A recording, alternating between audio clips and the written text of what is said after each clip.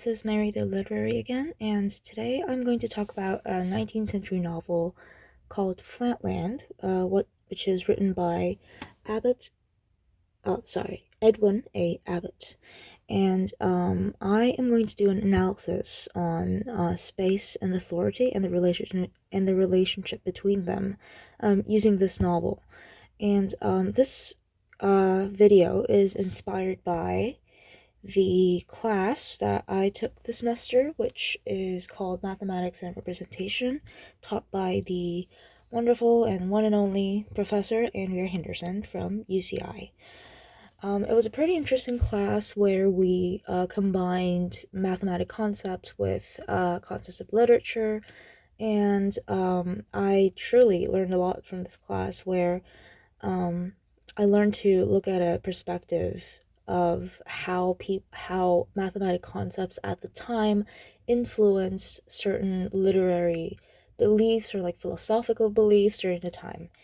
Yes, and I apologize for speaking a bit softly today because, well, this is 4:30 a.m. here in Korea, and well, it's gonna be like I'm talking to you about a little secret, but well, bear with me.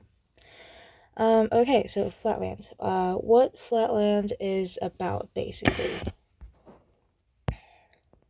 So Flatland is a novel where various shapes are people, basically. So the main character of this novel is a square, and his name is ironically a square, and he probably looks like this.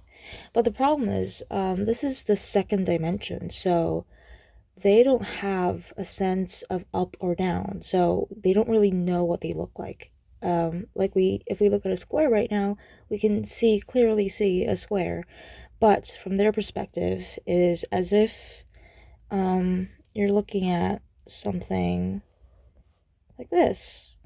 If you put a square on the table and then you're slowly lowering your eyes, slowly getting to its level, and then it just becomes slightly something like a line, basically.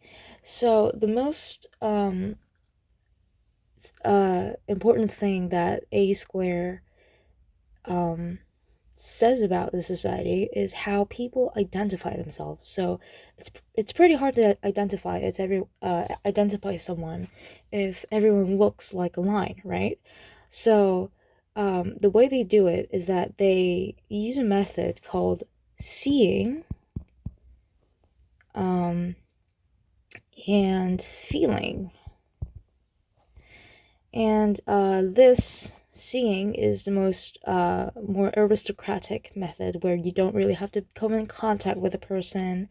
You can just like look at the different angles, because sometimes like a square look like this, or a square can look like slightly bit like this, and then you have to figure out if that's a square or another. I feel like I'm drawing this wrong, but so a square might look like this, of a certain sort, and then you have to figure out if it's a square or not. And then by feeling, it means that it's literally different shapes, like a I don't know, triangle, and maybe a square, and then they come in contact with each other physically, and then try to figure out the angles and sides, and try to identify, oh, this is Mr. Square, oh, this is Mr. Triangle, and all that. So the problem is, in this novel, is that you are defined by what shape you are. So in the social hierarchy, the more regular you are, the more higher in society you are. So basically, if you're a square, you're pretty much respected. You're like a lawyer. You're somewhat intellectual. People listen to you. But if you're like a irregular shape that some like looks like this, whatever this is, you are less easy to identify, and therefore you're dangerous. You are outsider, you're not intellectual, you're immoral. Yeah, so there's this whole biopolitical hierarchy going on, because the hierarchy has to do with the people's bodies, and um you know according to your body, you are classified as something that is, or someone that is worthy of living, or just worthy of just being cast aside.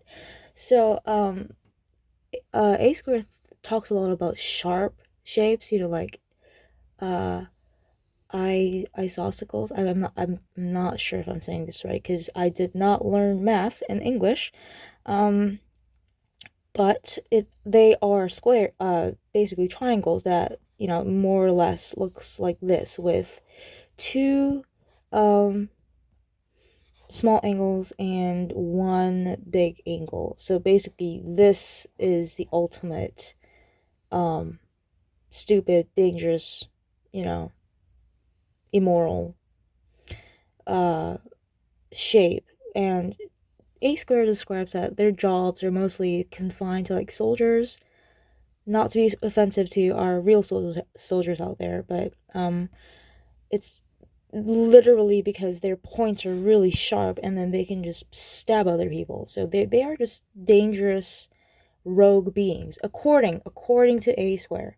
And then in the same vein, the way he talks about women in this novel is very interesting. So the women are lines. The women are lines, yes. And they are very dangerous for some reason, because according to A Square, they have the least amount of intellectual capacity, because apparently your intellectual capacity correlates to the amount of sides and angles you have. So the women have no sides, they have no angles. So they're practically like lesser human being than the men in this story. And then because like, as you can see, very sharp, very sharp. So they are a hazard basically to everyone in society, even their children and husbands. And most houses in Flatland are shaped like a pentacle, like this. And they even have a separate door for men and the women. So this okay. So this would be the men's door, and in the back, maybe like this. This would be the women's door. So like men and women. Yes. So the women can only enter through this part of the house, in order not to hurt the men in the house. Yes, so there are a lot of rules for women in this society, where they have to constantly wiggle around to indicate that they're coming, because if you look at a woman from Flatland from this side, all you're going to see from the perspective of the um, inhabitants of Flatland, you're just gonna see like this. Like that's it. That's the only thing that you're gonna see, because you're in a two-dimensional setting, and then you're looking at her from the front, and she's just a dot, and you might miss her, and she might just collide into you and like stab you, right? So the uh it is kind of like an unwritten law that women have to move around when they walk. I'm not sure what he meant by this, but I think he means something like, hold on, let me just try to, okay, not like this, but more of a okay, more like they have to move like this, move their butt from like side to side, so that they're not just a dot, but they're just like this all the time, with like a little dot. Yeah. So there, I'm just like trying to capture the movements of the women, and then there's like a certain style of movement for, you know, certain types of women. Like if a woman is an aristocrat, there's like a stylistic movement that she does, and then lower class follows her. It's like, you know, Victorian fashion all over again. Yeah, and I just found it really funny how A Square was writing about women as if they were natural disasters. You know, yeah, like, oh, you don't know when a woman will come out of the blue and, you know, like strike you and um, stab you and kill you because and because of this, a lot of women are just confined to their homes, and then they just go crazy, and then they end up being caught up in quote unquote hysteria, and end up killing all their children and husbands. Yeah, so there's a lot of misogyny going on in this narrative of A Square, but I just thought it was an interesting thing that the women are lines and men are shapes because frankly speaking, how would reproduction work, you know? Because I just found it really funny that the women are the one that is penetrating the man, and men have a fear of penetration instead of like the other way around, which is, you know, in today's society, in our society. um yeah, so that was a chapter on women, and there's something called, another interesting thing about this book is that it's not like a linear story. For the most of the book, it's more like a guide to Flatland, and um you know, A Square talks about a lot of different things that happen at Flatland, and one of the things I found it really interesting was called the Color Revolution, or um I think it was more of a color bill where the revolution led to the legislation of banning color.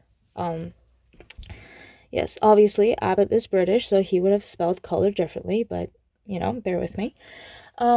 So the color thing started. No one knows how the color thing started.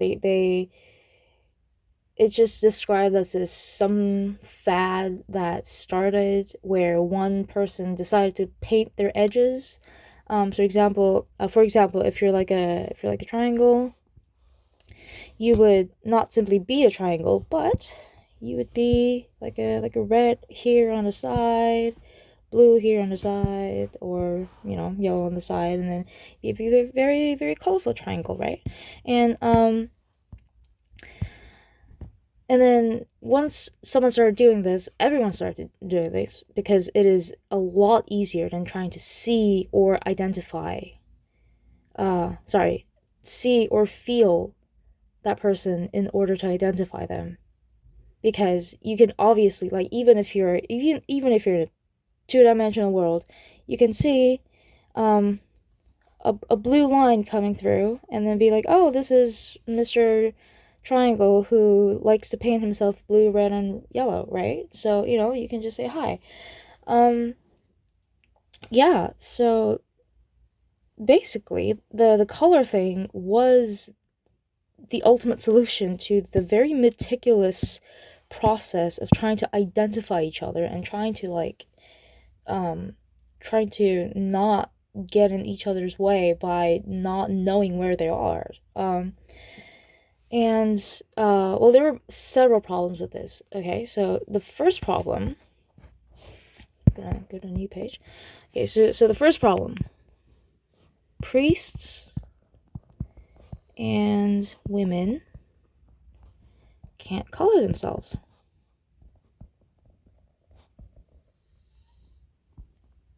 See, okay, so I kind of forgot to mention that the priests are a circle. Okay, yay, a circle, because you know, as I said, in Flatland, the more angles and sides you have, the higher the being you are, and then the circle is the ultimate being because you know how the circle is made of multiple, like infinite size and angles. So you know, like that is apparently the realm of God, right? And then the women, they're lines, right? And yeah, they can't color themselves because you need a side. You need like an identifiable side in order to color yourself. So everyone was coloring themselves, but the priests and the women, they look the same, which are very, very ironic because now the highest being of the hierarchy and the lowest being of the hierarchy are practically, they look the same. Yeah, how crazy is that? In the society that's crazy about identification. So, um, so the people were like, oh, priests and women should also color themselves. And then, ironically, they said that both of them have to be colored red and green, like red on one side and green on one side. So a circle would look more like this. I don't know if this looks green. Yeah, like a circle would look like this, and a woman would look like this, right? Um, and yeah, so if you were a Flatlander, and you were seeing a priest from this side, and a woman from this side, you would basically see the same thing. So the women were really excited. They were like, "Oh, we can act like priests now. We can just be priests and be treated the same." Before they find out that they were not priests. So this was what was bothering the people. And the second thing that people were bothered about is that irregular shapes. Excuse my handwriting. Irregular shapes can lie about their regularity because like before, when we were seeing and feeling each other, they were under further scrutiny, right? Yeah, you could actually like feel the irregular shape, and be like, oh wait, you're not regular, and then treat him very badly. But now, even if you were slightly like not a square, you could still just paint yourself like a square, like paint yourself like a square, happy square, but irregular, right? And a square goes very dramatic in saying that, oh, there was this woman who thought like a regular shape, like an irregular shape was a regular one, and then she married him, and then she found out he was not, and then she was so humiliated that she committed suicide. Yeah, so the color thing got banned. So coloring yourself, illegal. And A Square also said that the third problem with this thing is that the humanities, like the study of humanities, would diminish. And by study of humanities, he means the art of seeing and feeling, which to me feels a bit iffy because you know how seeing and feeling are supposed to be like very elaborate and very difficult things to do, and they have a very easy solution of just coloring themselves. I feel like the quote unquote humanities in this world exists only to preserve the hierarchy. It exists to preserve the social order that everyone is under, so that making it harder to identify oneself, identify each other, and then having to know how to see and feel being essential of being an intellectual just reinforces the system of just focusing on the body, like what do you look like, what kind of shape are you, and then just categorizing each other into this hierarchy. Yeah, so The humanities exist in order to uphold the social order. I think as a humanities student, I think I would have to, I wish it is, um, it is just a case of Flatland that this is happening. I don't believe that the humanities would be doing that here in the real world, but, anyway, the humanities in Flatland are being used to uphold a social hierarchy. Yes. Okay, so after all this, there's like a part two where A Square dreams about lesser dimensions such as Lineland and Pointland. Excuse me. Lineland and Pointland. So as you can probably conjecture from what we've been talking about, Lineland just look like this. And, their inhabitants are here, here, here, here, here, and here. And that's the king. And Pointland is just that. And this is the ultimate being, king, god, whatever, The point, it can't move, it can just think. It thinks it's a universe. So once the square visits, he mistakes the king of Lineland as being a woman because, everyone are lines. I sort of misdrew this diagram because, like, they look like points right now, but I'm just trying to like make a point that, like this is a person, this is a person, this is a person, this is a person. Yeah. So when A Square visits, him and the king have like various misunderstandings where the square thinks that the king is a woman, and then the king like denies the existence of A Square because like he keeps disappearing, because like if you have a line and then if you have a square over here, people on the line can see the square, but if suddenly the square wants to go here, no one can see the square. It's just a line, because this line is the entire universe for people in Lineland. So this dream sort of points out to A Square about how knowledge can be limited in certain societies and certain dimensions just because they don't know any better. And it's the same in Pointland as well. The square's standing right over here, but the Pointland can't. But the point can't see it.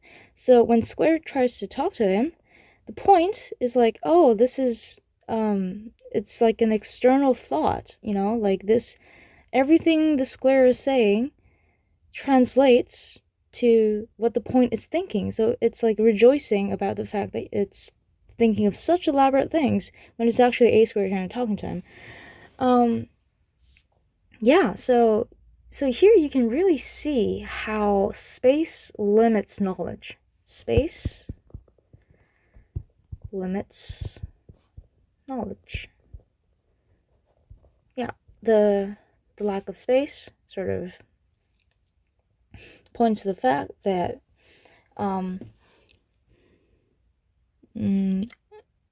you kind of get less access to what's out there.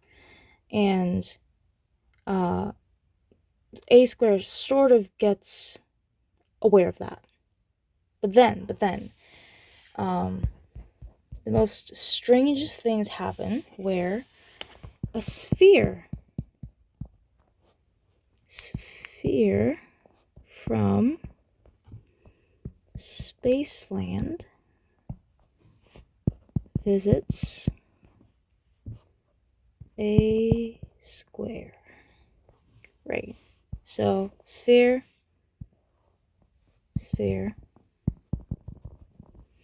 visits, I will draw a square like this, because that's what he really looks like to the sphere. Yeah. So they're on this 2-dimensional frame, and it's the same thing. If the sphere goes down, it looks like it's kind of, it looks like a ghost, where it's kind of sinking down onto the floor. And then if he levitates, the square can't see him. It's the same thing where the King of Lineland experienced when A Square was there.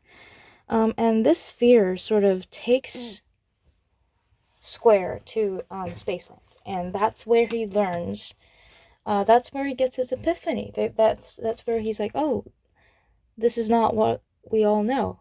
This is not the extent of our knowledge. Yeah. Okay, so now I'm coming to my main point, where I'm going to talk about space and authority. But we are going to take a short break, and then we're going to come back. Okay, so welcome back. I hope you had a glass of water and some time to stretch. I did definitely have a glass of water. I do not know how the professors do it for 3 hours. It is physically exhausting. But anyway,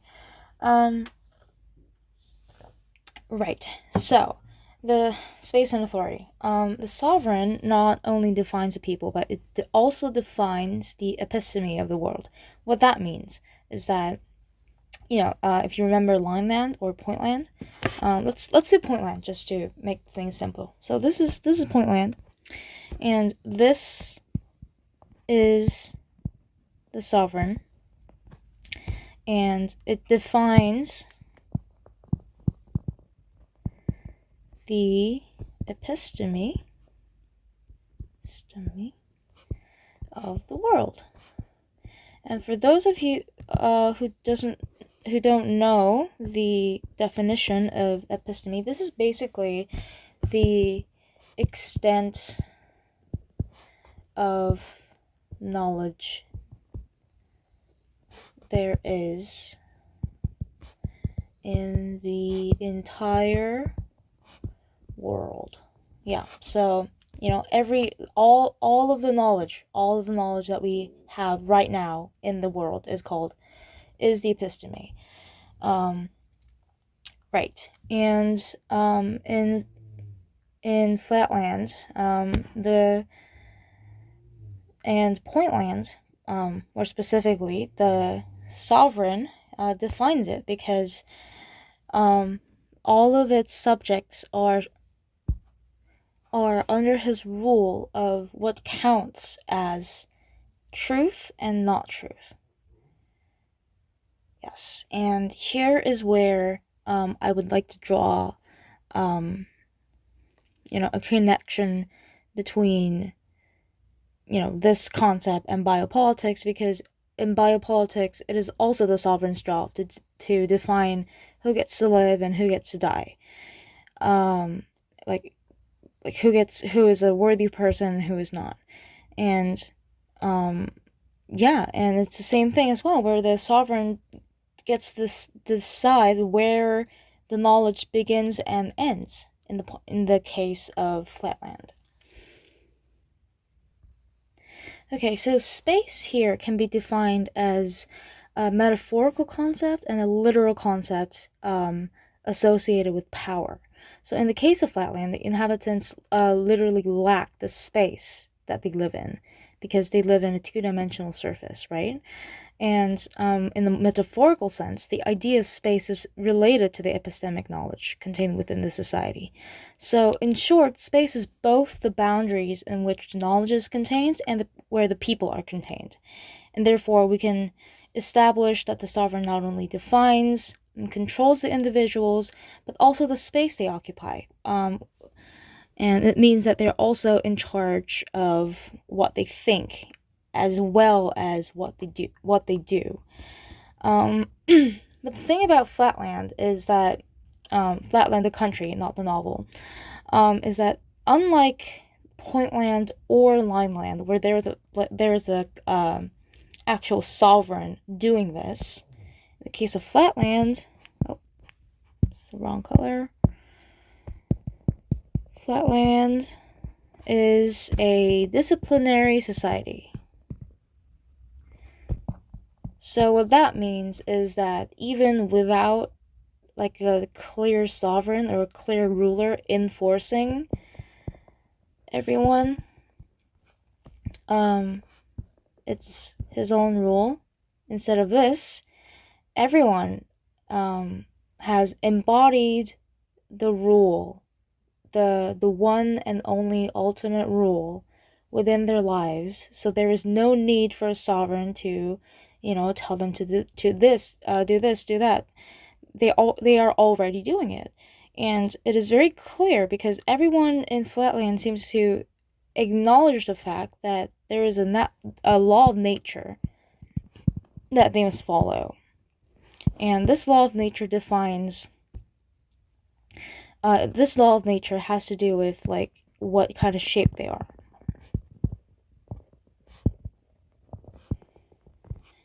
And that decides the hierarchy. And no one seems to feel like this is unfair.